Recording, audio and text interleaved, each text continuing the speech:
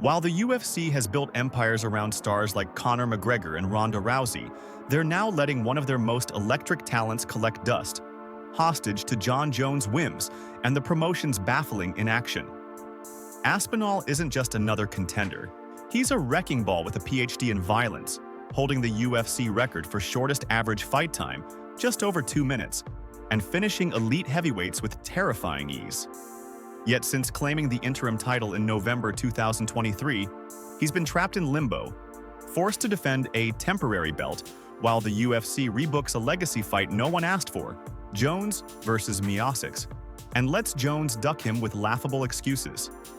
This isn't just unfair, it's a blueprint for how to strangle a future star in his prime.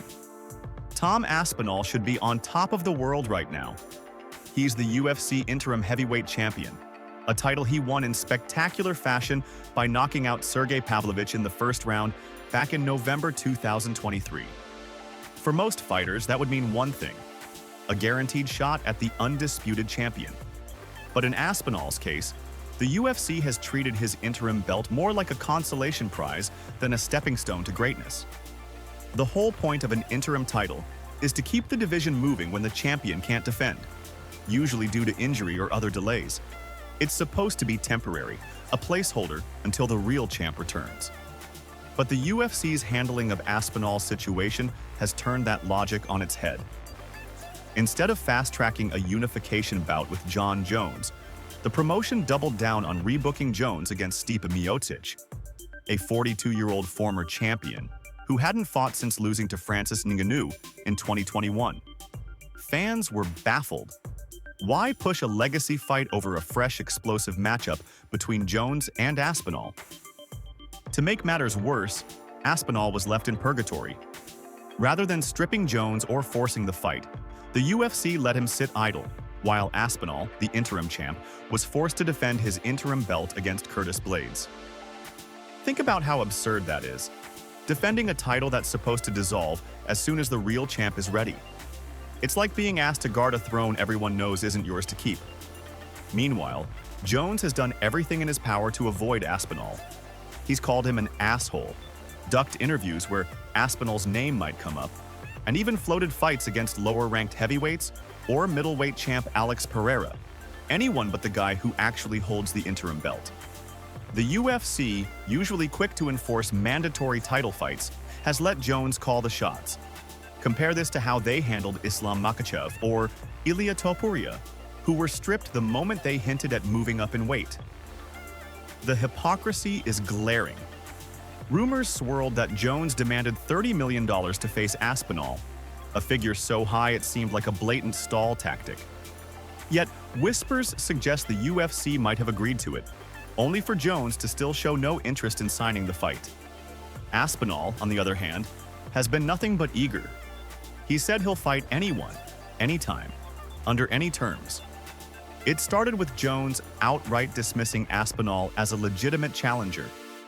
Instead of embracing the fight fans wanted, Jones labeled Aspinall an asshole and refused to even entertain discussions about the matchup.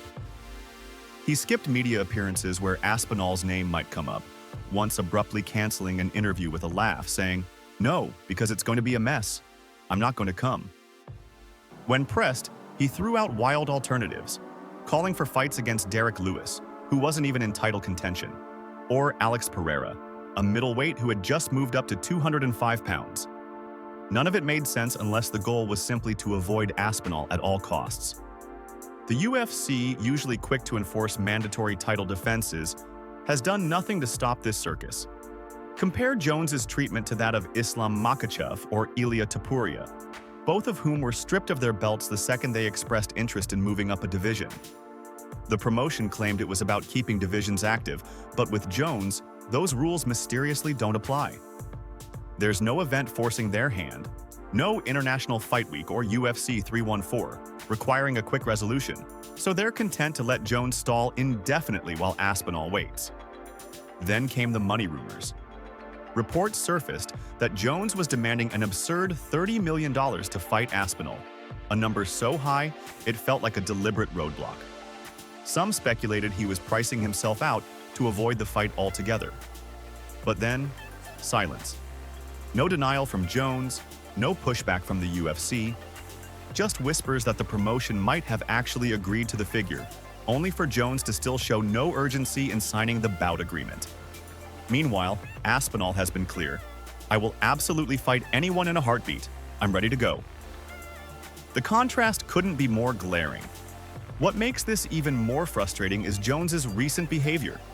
Instead of preparing for a title defense, he's been teasing retirement, joking about his future plans, and even laughing at Aspinall's predicament. "I'm done," he said in one interview, grinning as if the whole thing were a game. Meanwhile, Aspinall, the fighter who should be leading the heavyweight division into its next era, is stuck in limbo, unable to move forward, unable to claim the undisputed title, and unable to do anything but watch his prime years slip away. The UFC's inaction isn't just unfair, it's bad business. They're prioritizing a fighter who's clearly not invested in the future of the division over one who could carry it for years to come. If Jones doesn't want to fight, fine. Strip him and let Aspinall face someone who does. But by allowing this charade to continue, the UFC isn't just disrespecting Aspinall. They're telling every up-and-coming fighter that merit doesn't matter as much as star power. And if that's the message, why should fans keep watching? Tom Aspinall should be the face of the UFC's heavyweight division right now. At 32 years old, he's in his absolute physical prime, a rare blend of speed, power, and technical skill that makes him one of the most exciting heavyweights in UFC history. Yet instead of headlining pay-per-views and building his legacy, he's stuck on the sidelines, watching his best years tick away while the UFC plays politics with Jon Jones. This isn't just about one fighter getting a raw deal. It's about how the UFC's short-term thinking is damaging the entire heavyweight division. Aspinall isn't some journeyman. He's finished every UFC opponent except one, holds the record for shortest average fight time in heavyweight history, and has the charisma to become a genuine superstar. But none of that matters if he's not allowed to fight for the real title. The longer this drags on, the more fans lose interest in a division that appears to be held hostage by a champion who doesn't want to defend against the most deserving contender. What makes this especially frustrating is how it contrasts with how the UFC treats other divisions. When a champion like Israel Adesanya or Alexander Volkanovski loses, they're immediately pushed into rematches or big fights to stay active. But Aspinall? He's been ready to fight anyone for nearly 2 years, yet the UFC won't force the issue with Jones. It's created a bizarre situation where the interim champion has become more active than the actual champion. Aspinall has fought twice since Jones last defended the belt, which completely defeats the purpose of having an interim title in the first place.